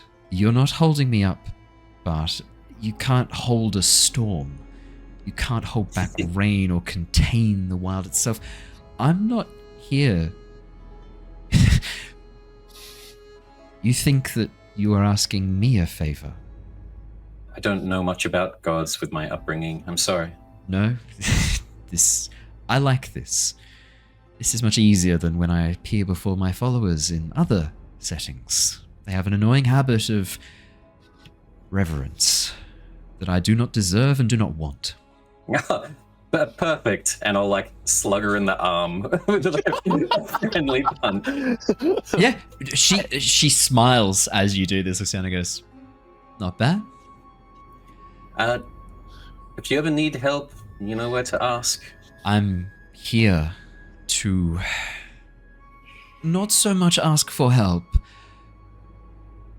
but to give you some help. And in doing so, help me. And the people of your world. What is it? Do not trust the gods. Any of us. We do not deserve it. Do not put your faith in us. Do not trust us. Your next Bart steps... doesn't have a good insight, but I would like to invite that.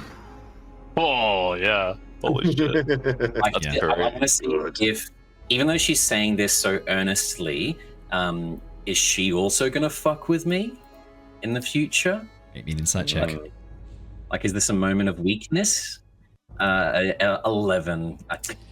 It's not horrible. I mean, to see through a god. But she's telling you not to trust the gods. Only the most trustful of gods would ask you not to trust the gods. I mean, it just follows logic. Yeah. She's so trustful. By asking you not to trust her, she's proven how trustworthy she is. Yeah. Bart will just be nodding, concerned. Should I ask more, or is this problems above a mortal?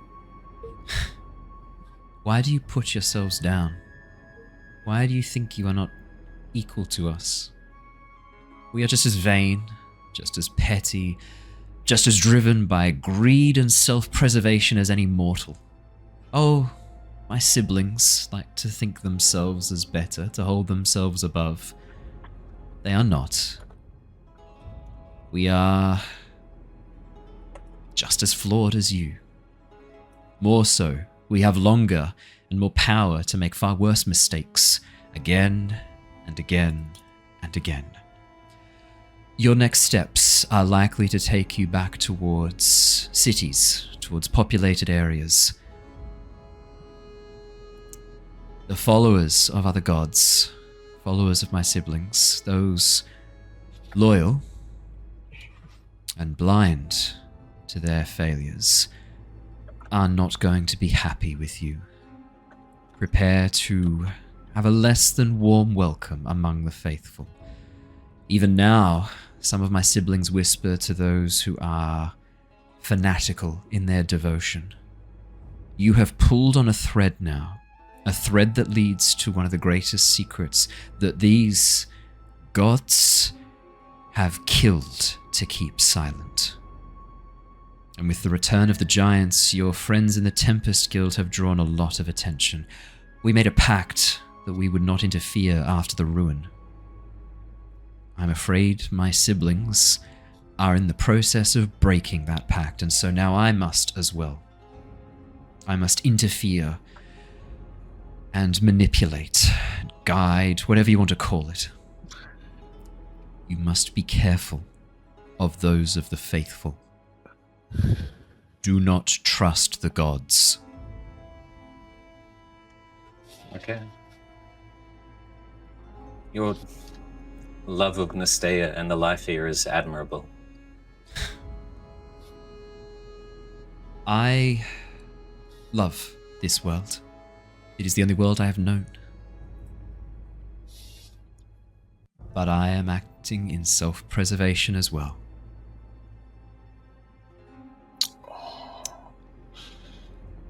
Don't stop. The path you're walking, what you and your friends are uncovering, I think it needs to happen. You will unleash chaos. You will possibly even break this world if you keep tugging on this thread. But it is far worse that it stays covered and stays secret. Far worse. You mentioned everything happening with my father and the cloud giants, but this puts a lot more into perspective.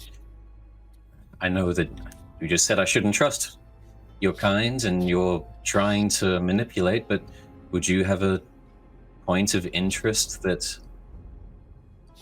I should head to? Stay away from the cloud giants and Eris right now. If you go there, you will die. I promise you that.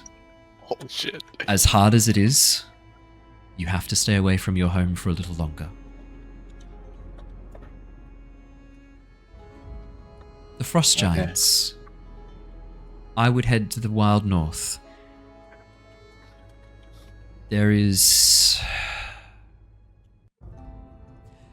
a battle there that has been frozen in time since the giants vanished. It needs to end. Okay. Our descendants would love to go there. Thrain, you'd like him, I think. Thrain. Ah, yes. He has wandered into my domain many times in seek of a trophy. Yes, I do not mind him. Well, it was lovely meeting you, and I'll go up for a hug. She gives you a look, pausing for a moment, and then pulls you into a hug. The fur is soft but scratchy. There's a scent, a musk to her, like an animal kind of musk. And as she pulls you in, you feel in this moment a crushing strength. Oh yeah. The strength of the tides dashing ships upon the rocks in a storm. The tempest killing all those in its wake. The face she wears, this human guise, this elven guise, that is not who she is. This jovial, joking figure. She is death at the hands of a storm, just as much as she is the morning after, the relief of a storm past, the sun upon a glade. She is all of these. A bit anxious and sort of recalling back to, I guess, like Risen, the friends that Bart's trying to make. He likes making friends, very extroverted. Well, I'll see you around, Melly.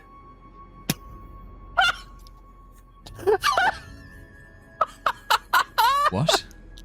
I got it. I thought that we got close and bonded now. You said you liked me more than some of the other people, so I thought... Don't push your luck, Bartholomew. Okay. Those who do drown at sea. Noted. With that, you watch as she looks around and then steps back into the shadows, disappearing. The smell of dust after rain is left behind this scent of petrichor and ozone. She vanishes. The smell of lightning and rain. Doesn't like the nickname Melly. As Grim, Lyra, and Niles begin to make their way downstairs, that is where we will wrap up for today. What the three of you are about to go downstairs, I need more than 10-20 minutes to deal with, so we're going to have to come back to you next session. That's fun. Very good. Goodness me. Yeah. Punching the gemstone out of the control matrix, that'll do it. That'll shut it down, but fuck me. Yeah, cool. No dramas at all. That's a very quick and efficient... Casual session. Okay. Yeah, casually talking about very good, 10. Yeah. Don't trust minutes. the gods. Goodness me. Yeah, go. There's just a lot of thoughts. For a long time, above board, I thought that Anam was never a god and was just a really advanced system the Giants had made. This is now confirmed that that's not the case. And it's kind of sounding to me that almost like some sort of drama movie where a bunch of friends go on a summer vacation accidentally kill one of their friends and then promise to keep it a secret. The other gods have done that to Anam. That's what I'm thinking. They've killed Anam out of self-preservation for some reason to maybe keep Hadar away. Maybe they used his body as something. I don't know. And now they're just like, yeah, we're not telling anyone. Don't tell the humanoids. They need to keep worshipping us. We're keeping this a secret. No one knows. Anam, buddy, are you good? You good? Wake up, man. Wake up. Weekend at Anam's as they bring back the corpse. They're like keeping it upright. Yeah, it's a sound theory. Yeah, sure. Yeah. But that was a lot. I know my poker face is fine. Amazing. If you have theories about what's going on, leave it in the comments below. I'd love to know what your theories are with what's happening. Comment below. For those of you watching on Twitch, though, we are going to go and raid a lovely friend of the channel tonight. That will be... Let's see who's streaming to out of our friends. While I'm pulling that open, thank you so much, everybody who's been watching the episode tonight or listening to it on the podcast. Remember, if you can help us out with the YouTube algorithm, make sure you hit the like button, subscribe button, and leave a comment. The YouTube algorithm's frustrating at the best of times, and the new updates to it are frankly atrocious for smaller channels like ours. So anything you can do to help us out would be amazing. All of those things really genuinely help. We're on our way for 2,000 subscribers on YouTube by the end of the year. I reckon we'll make it. And if we do, I've got a really, really fun video. Really fun special things. That's not what it is. Unless that's what... No, it's not what it is. I'm not going to pretend. There is some really fun stuff. That's what so there will be a really fun video idea that we will share. But from all of us here tonight, that is all we have. I will get that raid going now. So if those of you on Twitch don't go anywhere, but everybody else, until we see you next time, stay safe, stay well, and see you all next episode. Goodbye. Bye. Farewell.